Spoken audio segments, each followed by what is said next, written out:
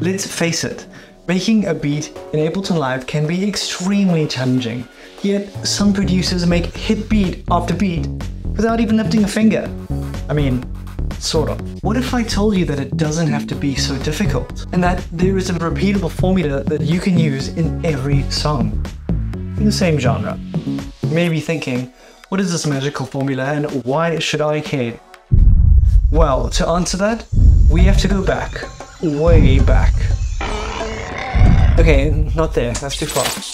There are a ton of ways to make beats in Ableton Live, maybe even too many, but I urge you to watch this video until the very end, because I've got some techniques that are going to take your beat making from here to here. Time for my favorite part. My favorite part. We're going to start with the drum rack. Think of the drum rack like a drum kit. What's great about it is that we can choose whatever sounds we want and put them in our drum kit. From snares, cymbals, kicks, you name it. Find the samples that I've used in this video in the link in the description and follow along. The best way to find anything in Ableton Live is by using the search feature here. Then in all results, you'll find the drum rack. You can also find it here under drums. Drag the drum rack onto the first MIDI track and boom, we'll see it added there. Next, we're going to add our actual samples or sounds to the drum rack. It's good to think about what drums are used in the genre you're trying to make. But in this example, we're going to be making deep house drums. We can go ahead and add a kick, clap, snare, hi-hat, shakers, and some percussion. Before we start adding beats, it's good to start with an 8-bar loop first. So let's drag our looper to our first 8 bars. Just below it, making sure our drum rack layer is selected, highlight the area, right click and select Add MIDI clip. For now, we're only going to be working with this part, so let's shorten the MIDI clip. Add a MIDI note by clicking on every 4th beat, and you can remove a MIDI note by double clicking on the note again.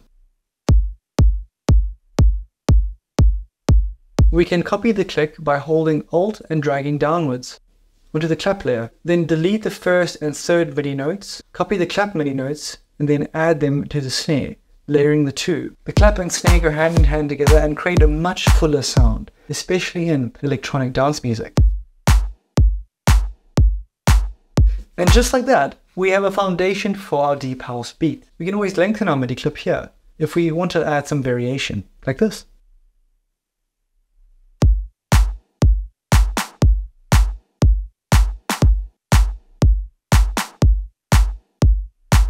Next, let's add hi-hats, like this.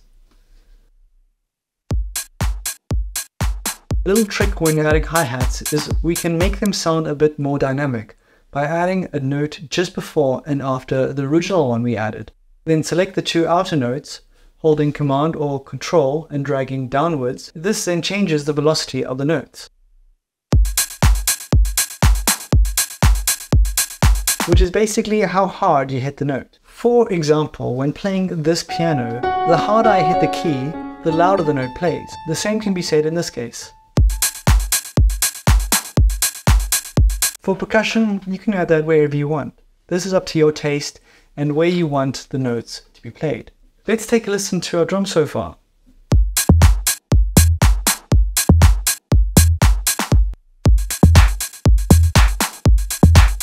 Haha, oh, very cool. Right now, if I lower the volume here, my whole drum kit becomes quieter. What if we wanted to have the clap really loud in one section, and then the hi-hat softer in another? And why would we even want to do that in the first place? Well, music is about creating tension and energy, changing things up every few bars. If you have the same old drums playing throughout the whole song, things are going to get pretty boring real fast. In order to have more control over each drum, we're going to separate them into different layers, then renaming our tracks kick, clap and snare, hi-hat, and percussion. Now, you're not gonna like this, but I did it to get the point across, okay? Go and delete all the drums you added in each drum rack that aren't relevant to the names we added. Next time you can either skip the introduction and go right to this point, or I know for some of this, the introduction might be all we need for now. But trust me, what's coming up is going to take your beatmaking skills higher than ever before. With our drum rack separated, we can now shift things around, add in multiple versions of the samples for variation, add effects to only one part of the drum rack. Let's add another clap and snare sample to our clap and snare MIDI track.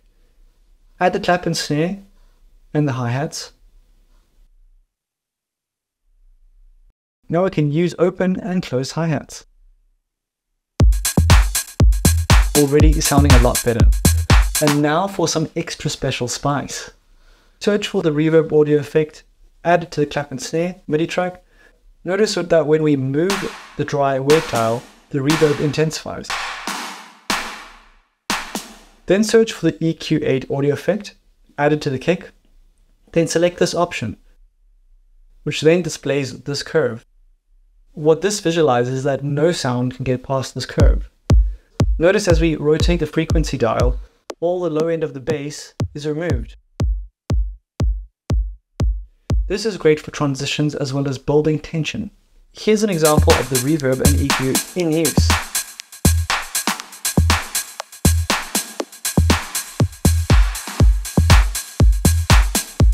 You may be thinking, but Ryan, your kick's EQ and clap's reverb changed automatically. And you be correct, my friends. Because if we right click on any parameter in Ableton, we can choose to automate that parameter, which will bring up this little red line.